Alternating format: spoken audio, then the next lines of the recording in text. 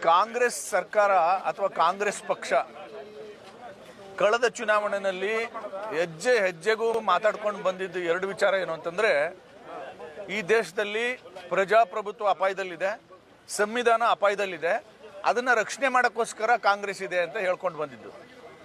ಆದರೆ ಇವತ್ತು ವಿರೋಧ ಪಕ್ಷದ ನಾಯಕರು ಮತ್ತು ನಮ್ಮ ರಾಜ್ಯಾಧ್ಯಕ್ಷರು ಪ್ರತಿಭಟನೆ ಮಾಡುವಾಗ ಬೆಂಗಳೂರಲ್ಲೇ ತಡೆದು ಅರೆಸ್ಟ್ ಮಾಡಿದಾರಲ್ಲ, ಇದು ಪ್ರಜಾಪ್ರಭುತ್ವ ನೀತಿನ?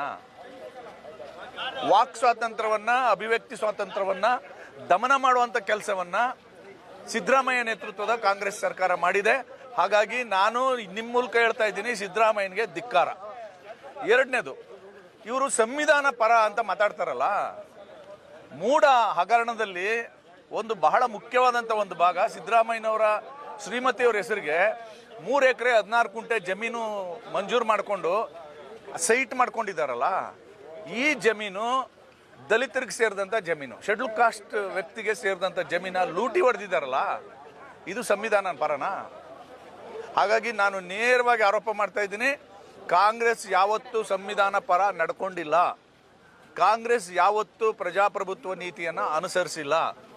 ಉದ್ದಕ್ಕೂ ಪ್ರಜಾಪ್ರಭುತ್ವವನ್ನು ಉಲ್ಲಂಘನೆ ಮಾಡಿದ್ದಾರೆ, ಸಂವಿಧಾನವನ್ನು ಉಲ್ಲಂಘನೆ ಮಾಡ್ಕೊಂಡಿದ್ದಾರೆ. ಅದಕ್ಕೆ ಕಳಸ ಇಟ್ಟಂತೆ 2 ಘಟನೆಗಳು ಈಗ ನಡೆದಿರೋದು. ಒಂದು, ಪರಿಶಿಷ್ಟ ವರ್ಗಗಳ ಅಂದರೆ ಮಹರ್ಷಿ ವಾಲ್ಮೀಕಿ ಅಭಿವೃದ್ಧಿ ನಿಗಮದಲ್ಲಿ 187 ಕೋಟಿ ಹಣವನ್ನು ರಾಜಾರೋಷವಾಗಿ ಲೂಟಿ ಮಾಡಿದ್ದಾರೆ. ಮೂಡಾದಲ್ಲಿ 4,000 ಕೋಟಿ ಬೆಲೆ ಬಾಳುವ ಜಮೀನನ್ನು ಅಂದರೆ ಸೈಟ್ಗಳನ್ನು ಅವ್ರಿಗೆ ಬೇಕಾದವ್ರಿಗೆ ಕೊಟ್ಟಿದ್ದಾರೆ, ತಮಗೂ ತಗೊಂಡಿದ್ದಾರೆ. ಸೊ ಹಾಗಾಗಿ ಇದ್ರ ವಿರುದ್ಧ ಭಾರತೀಯ ಜನತಾ ಪಾರ್ಟಿ ದೊಡ್ಡ ಪ್ರತಿಭಟನೆಯನ್ನು ಮೈಸೂರಲ್ಲಿ ಮಾಡಿದ್ದೀವಿ.